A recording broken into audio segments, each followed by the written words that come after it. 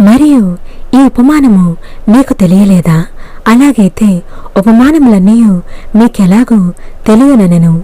విత్తువాడు వాక్యము విత్తుచున్నాడు. త్రోవ పక్క నిండువారెవరనగా వాక్యము వారిలో విత్తబడును. గాని వారు వినిన వెంటనే సాతాను వచ్చి వారిలో విత్తబడిన వాక్యమెత్తుకొని పోవును. అటువలే రాతి నేలను విత్తబడిన వారెవరనగా వాక్యము విని సంతోషముగా అంగీకరించేవారు. అయితే వారిలో వేరు లేనందున కొంతకాలము వారు నిలుతురు.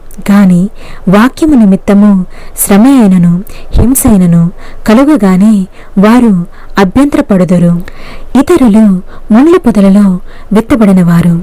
వీరు వాక్యము విందురు, గాని ఐహిక విచారములను ధన మోసమును మరి ఇతరమైన అపేక్షలను